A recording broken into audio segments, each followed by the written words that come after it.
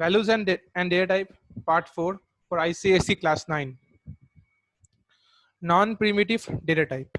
Non-primitive data type are the data types which are made up of combinations of sequence of multiple variables of primitive data type. So you already know from the previous classes that primitive data type are those data type which are built inside the Java.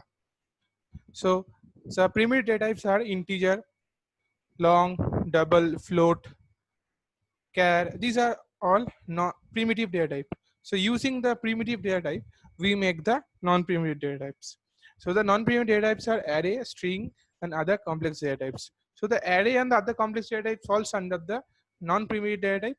So arrays are combinations of homogeneous variables which have their singular data type.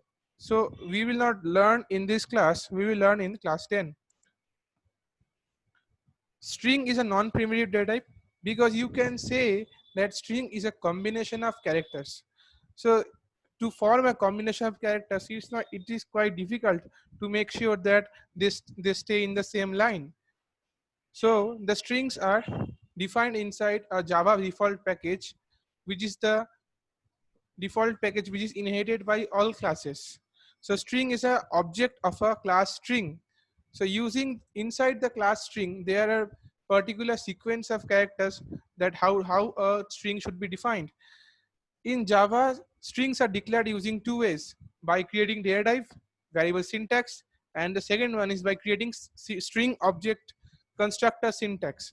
The string syntax, which is the normal one, is quite easy, but you need to first define the object of string, then the string str which we declare as variable, and using the assignment operator we can directly assign some string using the between two double quotes. And another way of declaring a string is to show that a string constructor. So string str equals a new string. So new is a command which allows you to assign a object of a string with the help of the string constructor. The new command initializes the of object of the class string. Example and usage of data types. So you can say that we have all studied about data types, so we need to finally learn that how to use the data types. So the programs you are seeing on the screen are the basic programs of declaring a data type. So the system which you are seeing is a main boilerplate. Boilerplates means that the same kind of public static void main is the boilerplate which you need to use in every program so that it runs very well. So the class program one, inside a bracket we write public static void main. Right now you don't have to learn that what each of the keyword means. We will be learning in the process of Java. So inside the public static void main is, you just remember that main is the function. If you don't write the public static void main, the program won't execute. Int a equals to 14. So we are storing the 14, which is the 14 is a value, which is a valid data type of integer, is getting stored inside a variable a of integer type. Then again you can see that float f equals to 2.13 f. So 2.13 f indicates that 2.13 is a floating type, and f indicates that the compiler will understand that 2.13 is directly or has been predefined as floating type. So float f equals to 2.13 f. Why we do why we do giving f through the literal of literal 2.13? Because by default any decimal point or any real numbers are are by default declared as double. So to make sure that the Java compiler understands it as float, we need to give f at the last point to make sure that the value is floating type. Double d equals 2.181818 is a floating type, it's a double. It is not necessary to write small d at the end of the value, but it is quite good to show that the Java compiler understands and no error is thrown out. Then system.out.println is a line which you need to use to show the content of the variable. So system.out.println a will give out on the screen as 14. System.out.println f will show out as a value of 2.13 without the f, and system.out.println d will give out the value of 2.18 as it's shown, but it will not show the value of d because it will discard it, since the Java compiler perfectly understands how to differentiate between the numbers and variables. The next program you are seeing that program to display string values. So we have declared a string where we have written class 9 students of 2020, and we are printing out system.out.println str. So what you will be seeing that if you run this program in BlueJ, then you will be seeing the answer as class 9 students of 2020. Literals and constants. So we have already studied our literals, which are the values which remains constant throughout the whole period of program execution. Integer constants are whole number without fractional part. Example 1, 4, and between all the values between minus 2,147,483,648 to 2,147,483,647. Between any number, between this range, any number between them is valid. Then is character constant. Character constant is enclosed in single quotes. Non-graphic characters can be represented using the escape sequence, which can be represented by using the backslash. So the we have already studied about the escape sequence as /n /t. So /n represents which what the new line. Example is a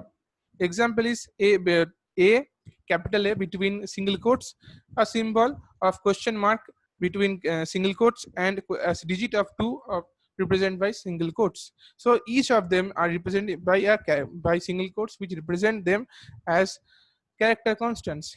Then is float point constants. Floating point constants are values which are decimal points and which you have power value. So example is that 23.5. 23.5 is a valid floating point constant. So floating point constants may be float and double.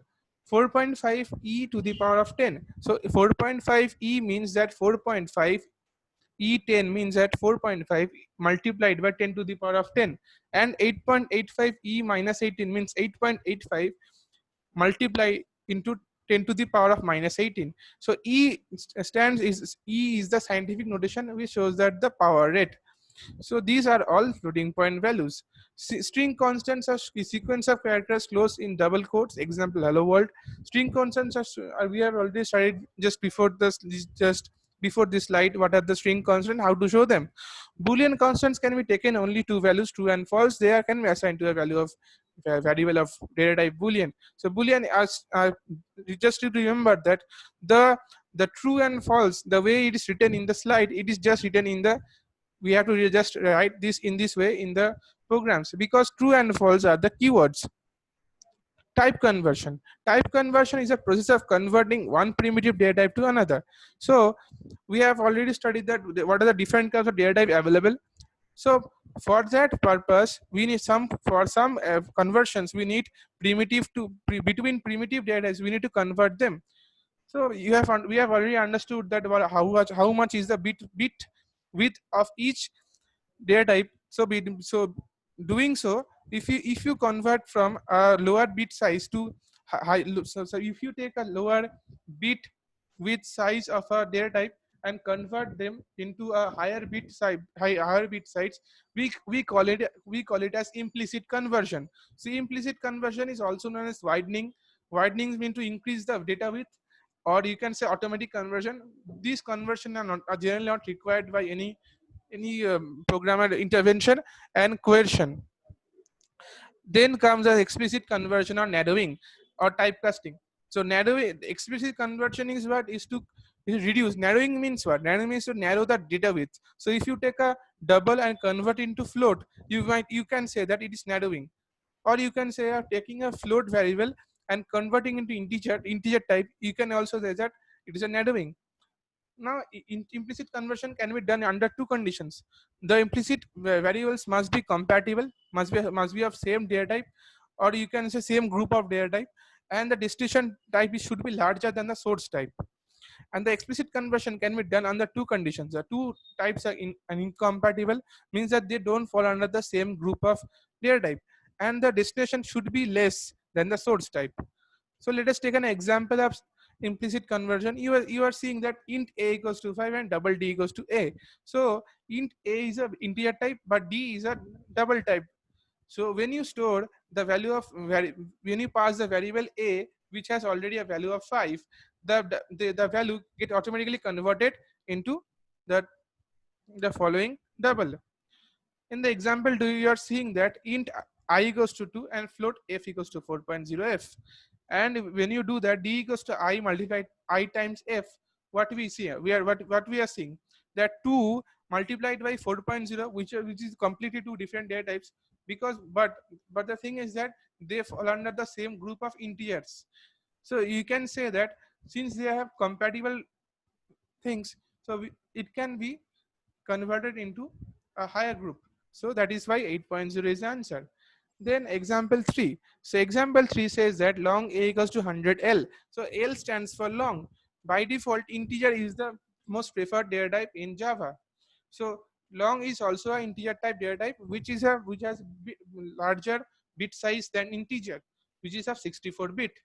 That is why to say that the number which has been stored as is not integer but a but a the but a long type, then we have to show that like float and double, L is shown, then float f equals to 5.5. You can just say that, then adding the two thing, 100 plus f means that 100 plus 5.5 is f. So what, how, then you might be thinking that float is a 32-bit size, then how it is storing the 64-bit size? Since the float has a 32-bit wide range with a precision point, that is why we can store the 64 bits precision rate into a 32-bit. So that is why we are getting the output in the form of float 105.5. Now we will be seeing the example of explicit conversion.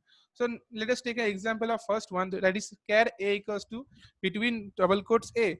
From the ASCII code, we have already learned that capital A stands for 65 and capital Z stands for 90. So to convert the following into the integer, we need to show that we need to use the explicit conversion. To show the explicit conversion, we need to use the integer type between two brackets and the following variable. So this will convert the following character into a variable variable of integer. So the integer value will be getting, or the ASCII value will show up in the integer x, and we will be seeing the answer of 65. Example 2, we are seeing that long L equals to 500 and int a equals to int L. Since they are two incompatible. Why they are incompatible, you may ask?